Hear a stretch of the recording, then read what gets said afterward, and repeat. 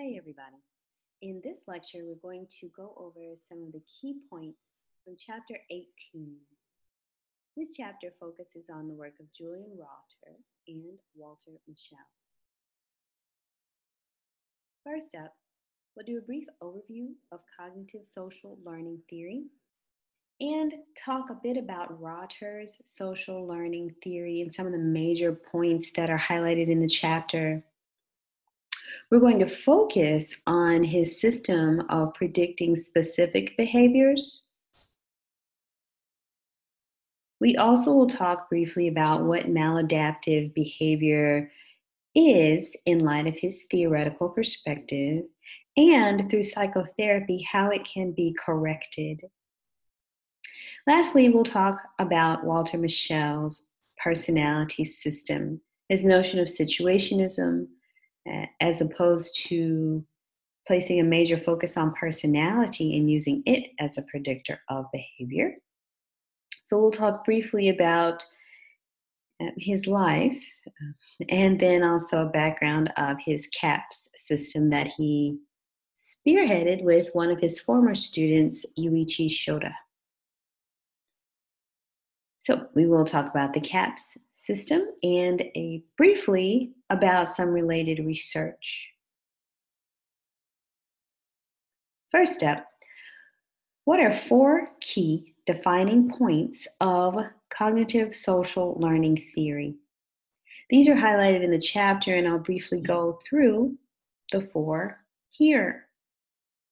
First, this perspective assumes cognitive factors help shape how people will react to environmental forces. So, inconsistent with behaviorism and with psychoanalysis, this perspective asserts that we are not just this tabula rasa or this blank slate that the situation happens to and then dictates, what we will subsequently do. And we're more than just our biology, such that it isn't the case that just because a person has 2 X chromosomes or an X and a Y, that they're automatically going to act like everybody else who has those chromosomes. So we have this very agentic, proactive ability. So our cognitions, our emotions, our inclinations, our motivations, and our needs, they certainly help shape how we will react to environmental forces. Number 2, expectations of future events are prime determinants of performance. So it is the case, yes, we are to some degree products of our histories and of our upbringings, but those are not the sole determinants of who we are and how we are. I'm sure you can imagine 2 children born and raised in the exact same environment. One might come out, shining brightly like a star, and the other may come out irreparably damaged, or so, if you will, harmed and impacted by the upbringing that they can't quite move past it. So the expectations, the things that are within us, our drives, our motivations, certainly as a function of what we've been through, but also as a function of what we want and need for ourselves. Those things are prime determinants of performance. Number 3, human behavior is predicted from an understanding of its interaction of people with meaningful environments. So you've seen in this chapter, but you've probably heard in other conversations in this class and others, that our behaviors are a function of our personalities, but also the environment, right? So those 2 things interact, those 2 things interact to produce our behavior. Now, that statement is very concise and it's very black and white, so to speak, but we all know that life and human behavior in particularly is not that cut and dry. It's a very multifaceted, diverse concept, and in order to study it and do a good job of predicting it, you've got to know a lot of information. So Rotter and also Mischel worked those concepts into their research. And so remember, these are 4 defining points of cognitive social learning theory, which is a unifying factor, if you will, between Rotter and also Mischel's work. And number 4, examination of consistency or inconsistency of personality. And so both of these researchers were adamant about the notion that personality is difficult to capture, right? So it's not a tangible thing. It's hard to define, it's hard to describe, and it's certainly hard to measure in a reliable and valid way that allows you to use it to predict with with a large degree of certainty, people's behavior. So they did write extensively throughout their careers, Walter Mischel in particular, about the notion that personality really doesn't even exist. As he suggested, it's so inconsistent moment to moment because, again, it's not tangible. You can't look out and touch and see extroversion or shyness. So because it's so fleeting, if you will, he suggested at one point in his career that there was no such thing, and that all of the people researching that concept in the literature were on a fool's errand. And so they both did write extensively about the notions of the lack of consistency of personality by and large. But as we get into the conversation about Walter Mischel, I'll be sure to highlight that he did kind of rein in those beliefs about the notion that personality does not exist. And he, toward the middle of his career, acknowledged that it does as he moved toward developing his CAPS system. So these are the 4 key defining points of cognitive social learning theory. Next up, what are the 5 hypotheses upon which Rotter's social learning theory rests? Those are pictured here on this slide. So humans interact with their meaningful environments. Environments are multifaceted, very diverse, very complex things. And so there are parts of the environments that are more salient, more important to each individual. What may jump out at you about a situation may not be the central or defining or most important thing for me. So you and I will be in the exact same room or in the exact same interaction, but what's meaningful to us respectively may differ. But we're certainly going to focus there, have a tendency to focus there, and have a tendency for those things that are most meaningful to interact with us, and certainly play off of our respective personalities, and then certainly to produce different behaviors. Number 2, human personality is learned. These gentlemen were not consistent with some of the other researchers we've highlighted this semester who had more of an essentialist view of personality, or who suggested that biology is what really drives personality.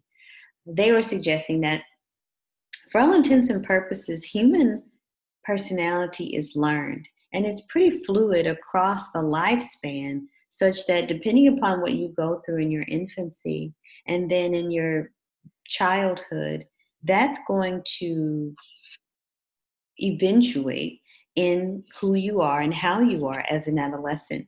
And then certainly what happens then is going to influence who you are and how you are as a young adult, and so on.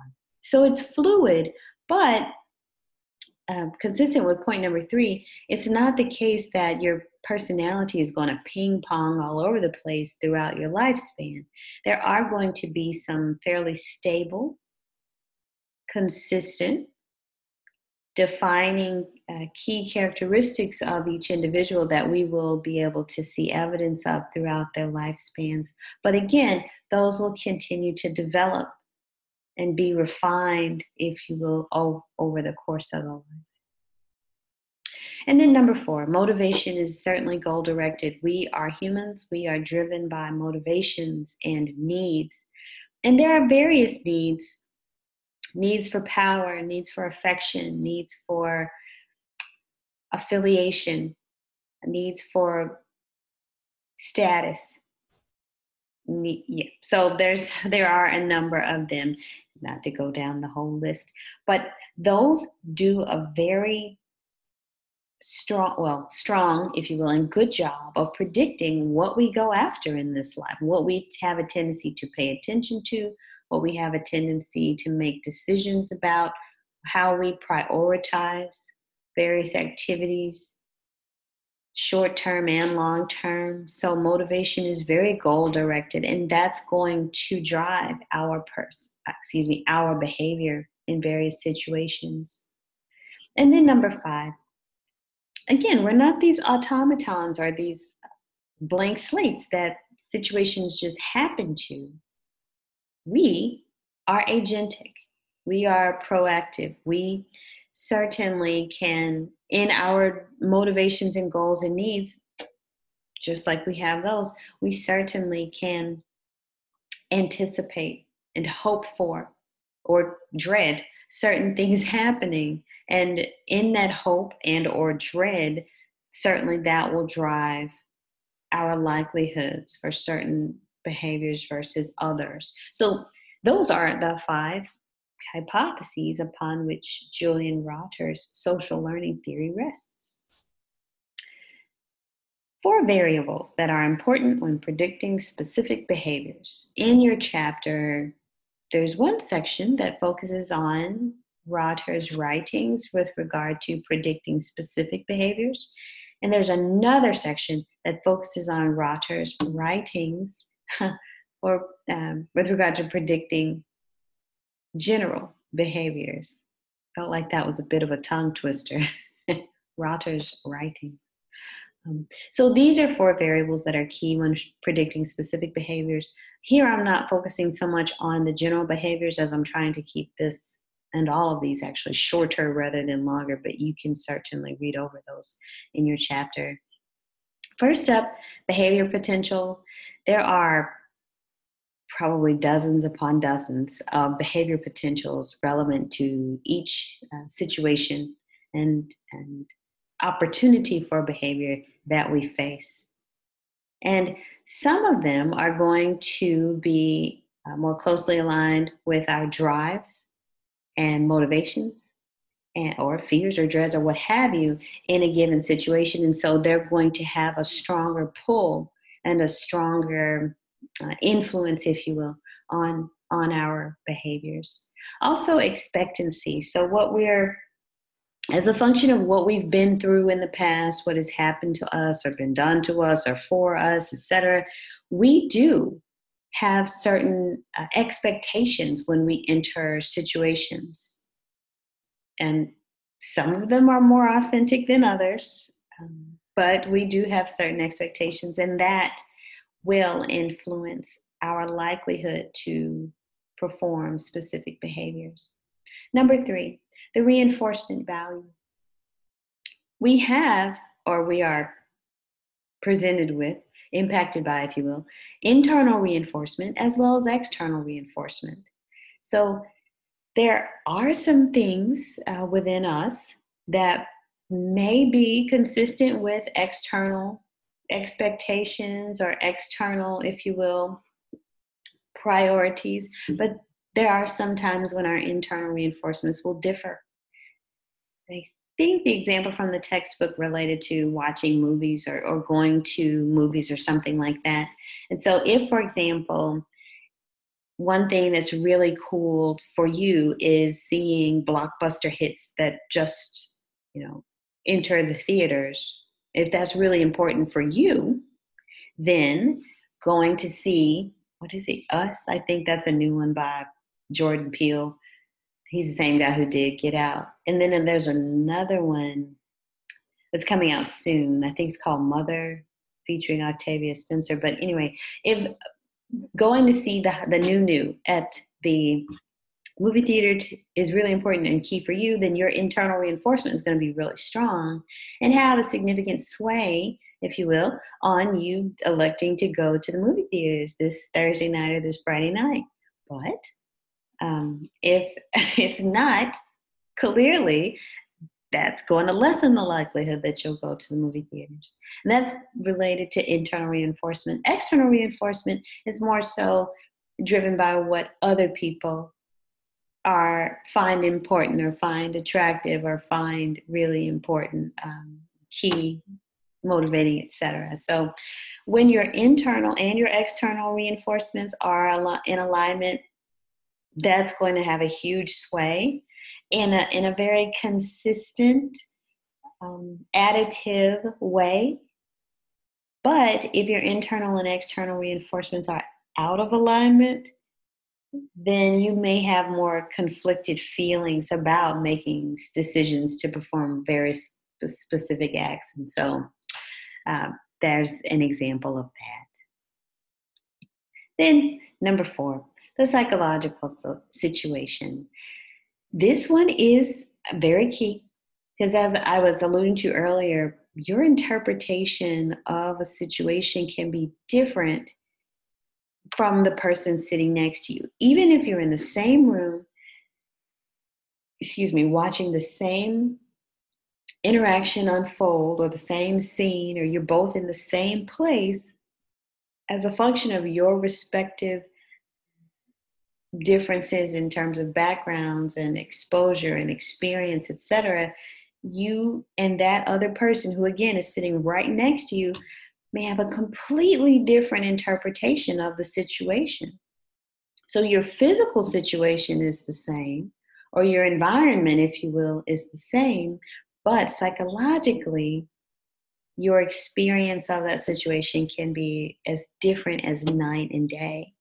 And so your psychological situation is very important when you're trying to predict likelihood to perform specific behavior. So the major take home here is that you really have to know as much about the person and as much about the situation as you can in order to do a good job of predicting people's likelihood to perform specific behaviors.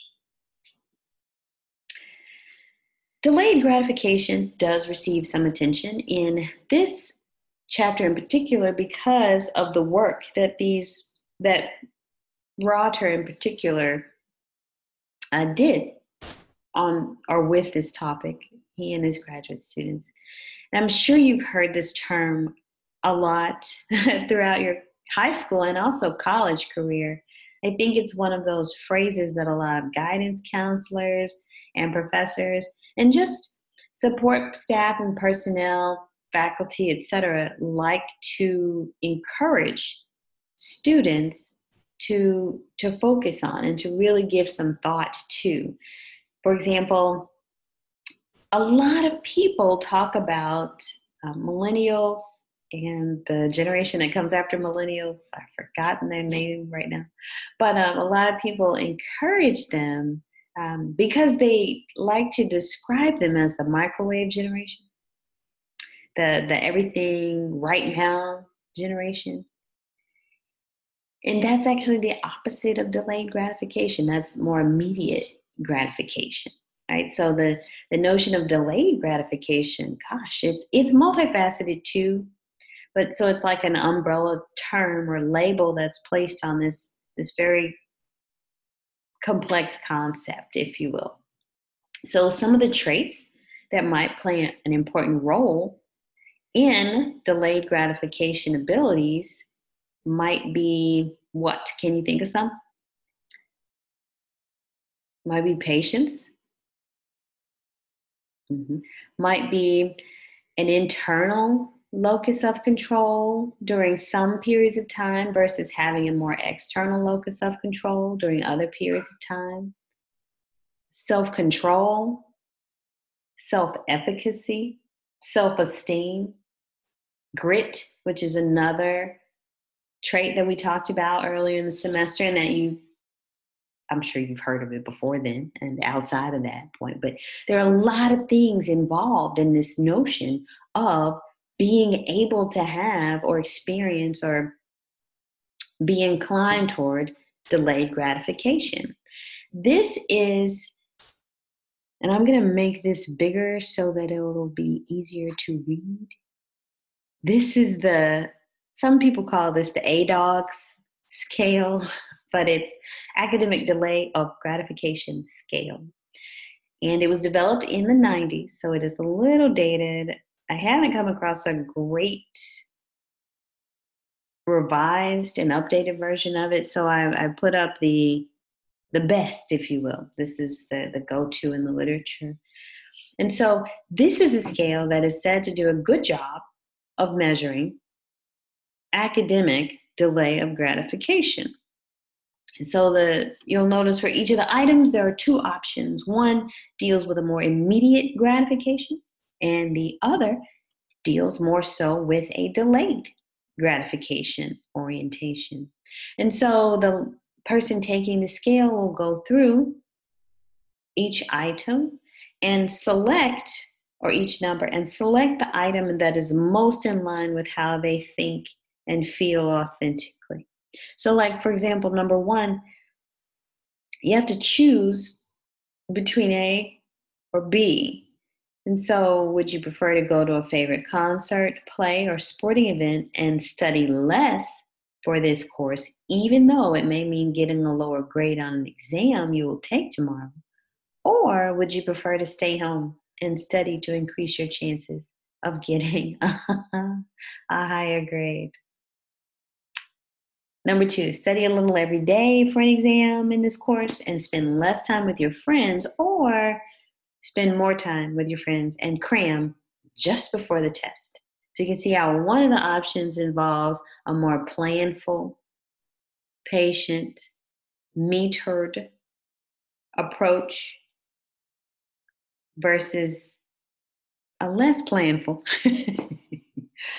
and in many ways less gritty, less metered approach. So immediate versus delayed gratification. And it's not to say that one involves hard work whereas the other doesn't, because there's work involved with both. It's just an orientation toward immediate versus delayed reward, or immediate versus delayed preparation. And one, as you can see, in certain instances may be better than another, and the reverse. So, gosh, let me go back to there. Had to adjust the size there. So what is delayed gratification? It's the delay of gratification, according to Benvenuti and Carabinic, 1996, represents a strategic approach that is part of the self-regulatory process by which learners accomplish academic tasks. Now remember, you have delayed gratification in various areas of your life, or you can have this concept. That scale that I just put up focuses on academic delayed gratification. So as a consequence, the tendency to delay gratification should be related to the use of other self-regulatory learning strategies, at the same time, right? Because if you're into the immediate gratification, I don't know, it seems like with certain types of areas of study, it could be great. Like it could really have a tendency to lead to awesome success. But in other areas, it may have a tendency to lead to your downfall, in which case delaying the gratification, having a more planful, metered approach would be best. So for example, art. Now, this is no slight to artists, but I can totally imagine certain types of art that you could engage in where if you waited until like 45 minutes before class, before that painting is due or before that sketch is due, you could totally knock that out of the park. Like you wouldn't have to work 5 days ahead of time starting 5 days ahead of time for 30 minutes every day on a sketch, you could totally wait until 45 minutes before class and knock it out. So immediate gratification in that situation would be fine. But if you're talking about math or science, that's probably not going to lend itself to success like a more delayed orientation is. So even with this concept, you got to think about the situation. You got to know as much as possible about the situation and the person and their level of preparedness, their level of interest, etc., to really do a good job of best predicting behavior, right? So, brief note about maladaptive behavior. According to Rotter, this is referring to persistent behavior that fails to move a person toward their desired goal. So whether their goal is for one of those key motivations and needs he notes, and that Murray notes, things like power, affection, or affiliation. If it is the case that your behavior is moving you toward those, then it's not maladaptive, it's adaptive. But if you perceive that that particular goal is outside of your reach, or you perceive that you don't have a skill set, or you perceive that you don't have the work ethic or the efficacy or what have you to get it,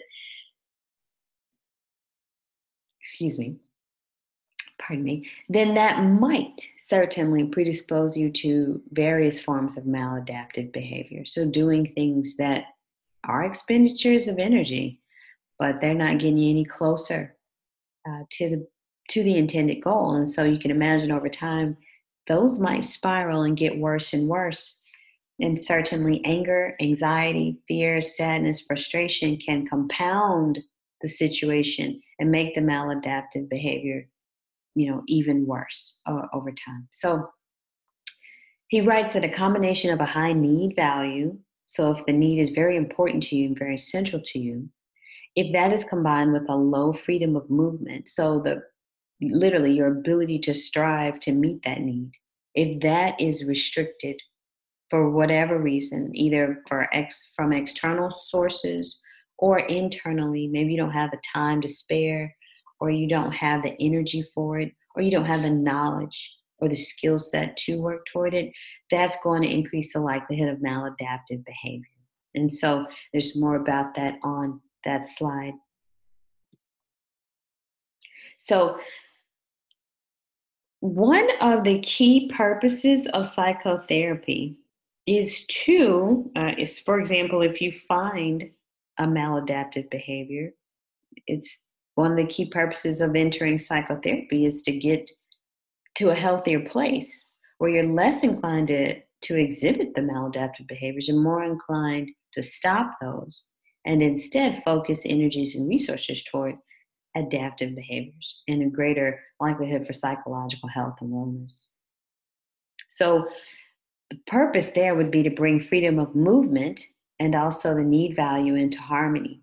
And so the therapist, the goal there is to highlight for the person, the client, what their needs are in their own words, and according to what they say is most important to them, what their central needs are.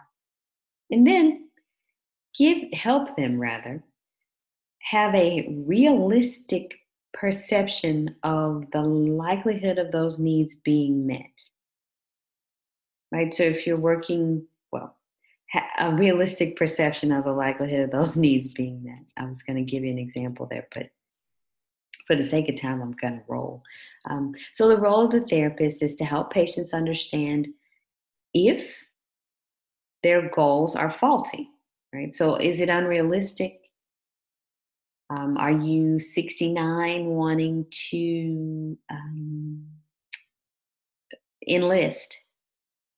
It's like, well, gosh, not that there's anything wrong with 69-year-olds, but if the U.S. Armed Forces has an age cutoff, let's, instead of having that as a goal, let's have one that actually is realistic and that you're likely to achieve, in that sense. So understand the faulty nature of a goal, or if, hey, you're wanting to get married to a particular person who is already married to someone else.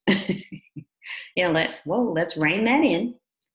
And if, that person is happy and healthy and you're not in the picture, let's not insert ourselves into the picture. Instead, let's set our sights on something that is achievable, that is havable, that is, more of a realistic goal. And then to teach if you were the therapist, to teach your patient or client ways to strive toward those realistic goals. So in the case of the elder person who's wanting to enlist, no, let's set our sights more realistically. Maybe instead of enlisting, you could become healthier. Like, what are the parts of that goal that make it so attractive to you? Break it down. And if getting physically fit is the thing, like going through basic training or something like that, is the thing that has the greatest pull on the person, the motivational value for the person, then, well, maybe encourage that person to find a similar experience that they could healthfully and safely pursue at that age and stage of their lives. And eliminating low expectancies. So here, the goal of the therapist in the interaction is to teach effective problem solving and to help clients make distinctions between the past and present and teach assertiveness.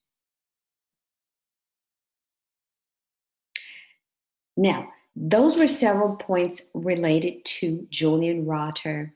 Walter Mischel, Walter Mischel, I believe I took out the slide that focused on his life because for the sake of time, but certainly you can read over that in the chapter.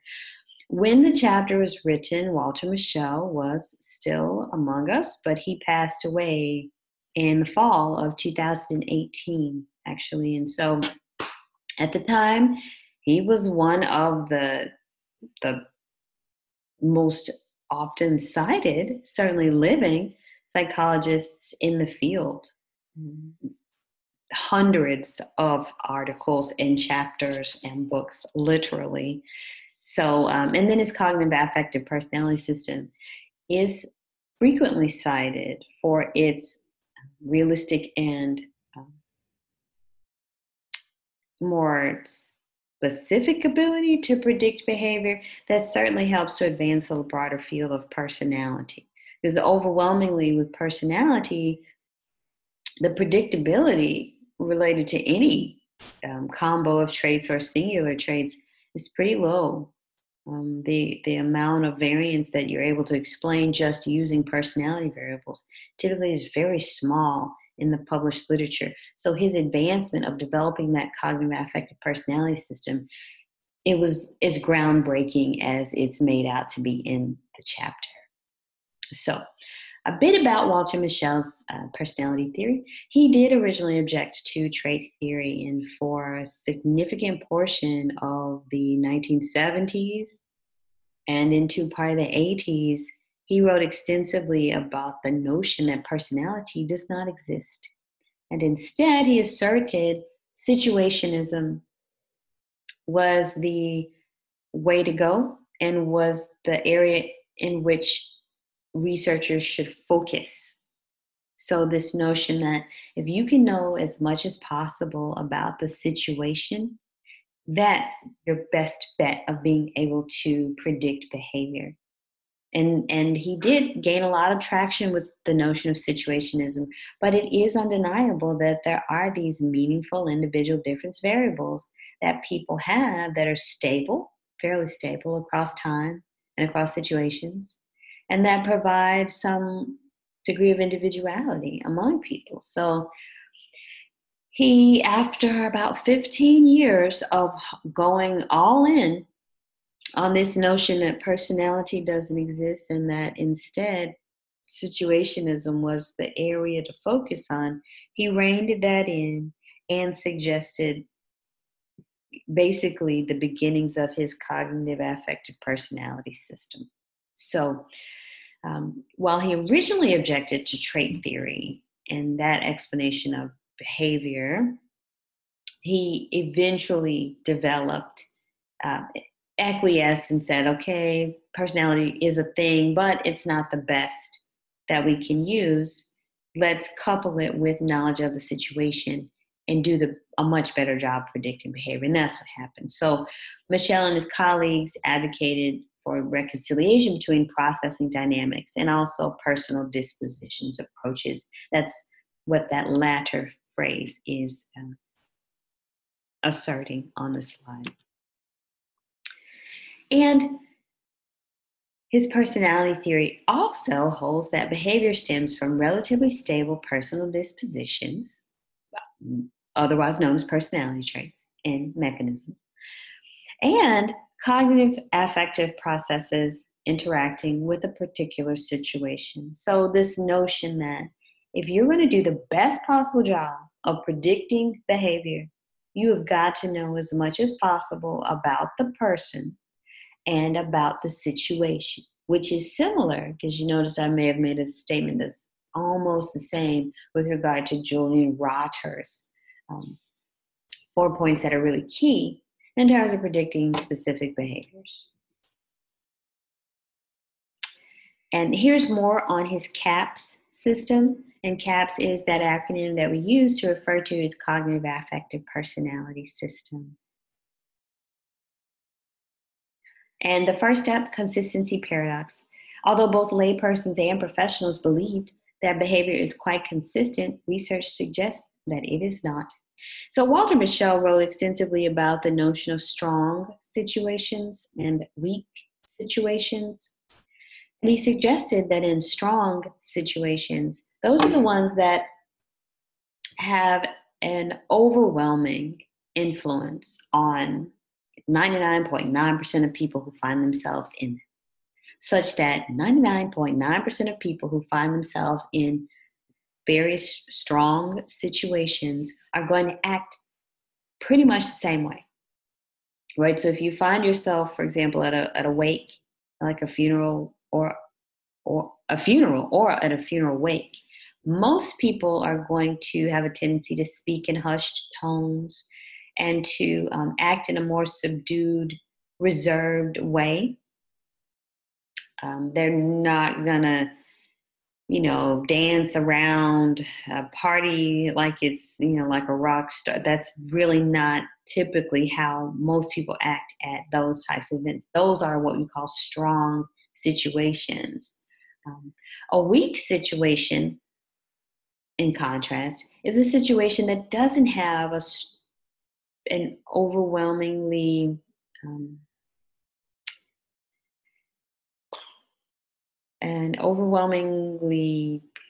restricted or prescripted way in which people should act. And so, for example, a weak situation may be a park. A park is a wide open space. It doesn't have a lot of restrictions or prescriptions on what you have to do. So some people may go to the park, eat their lunch. Some people may go to the park and ride a bike or do gymnastics or have a cookout. So other people may go to the park and have a car show. There's so many different things because it's what you call a weak situation. And in those weak situations, that's where your personality and your cognition and your affect can really shine, so to speak, in their influence on your behavior. So whereas in a strong situation, you're restricted and not able to really let that personality shine and flourish and drive your behavior, in a weak situation, you are. And so because of that, he wrote extensively about the whole notion of situationism, but also that was the beginnings of this CAPS system. So it's related to this consistency paradox in the sense that it is not the case that behavior is easily predicted, right? So one of the best predictor of future behavior is past behavior. But outside of that, you don't know that much about every single person who's walking around their past behavior. So if you're going to do a good job as an area of science, you've got to delve deeply and know as much about, again, um, those 4 points that Otter was suggesting related to specific behaviors, but also in terms of this system, let's know as much about the personality and know as much about the situation as possible so you can do the best possible job of predicting behavior. The person situation interaction. And so remember, behavior is a function of the person and the situation. Now, Rotter came up with a very complex formula, which I'm not requiring you to commit to memory, but it is consistent with this notion. Mischel believed that human behavior is best predicted from an understanding of the specific situation in which people function, but also from an understanding of the people in that specific situation. And then behavioral prediction, individuals should behave differently as situations vary. So if there's a strong situation, most people act the same. If it's a weak situation, there will be way more variance among people's behaviors. Yeah. And then the more you know about people, the better you're going to be able to predict what they will and won't do. So you got to know a lot about their motivations, their needs, their personalities, their mechanisms, their behaviors in the past, their situations that they're coming from, their hopes and dreams about situations that they're going toward. All of that is going to put you in the best possible position of predicting that behavior. And what I just said actually comments on both of the points on this slide. So I'm going to push the button. I'm rolling toward the end of the segment. I was trying to keep this shorter as opposed to longer. So I will wrap here. I do encourage you to read about the related research in the chapter. There are some really great pieces. Mischel was himself not a Holocaust survivor, but a person who lived through that period in our world's history. And so he and many others who share that history, as you notice in our psychology of science concept, many of the people who lived through that and other periods of catastrophic situations, they go on to study and have an influence, if you will, on the literature that may be related to and help to explain those situations. So I thought this was a particularly poignant inclusion in the chapter. And then some other points from the early 2000s. So I do encourage you to look back at those and see the evidence of a lot of support throughout the literature for some of the points raised by Rotter and also by Mischel and their colleagues and students related to cognitive and affective and personality and situation interactions in the prediction of behavior. So to recap, here are the points that we've covered. An overview of cognitive social learning theory, Julian Rotter's particular points, for example, his prediction of specific behaviors and some of the things he suggests are most key when you're trying to do that. His conceptualization of what maladaptive behavior is and the role of psychotherapy in helping those maladaptive behaviors be lessened and transformed into adaptive behaviors. And then Walter Mischel's personality system, his CAPS, and the background on the CAPS. So I will sign off here. And of course, as is always the case, I encourage you to let me know if you have any questions about any of the points from the chapter. And I look forward to hearing from you.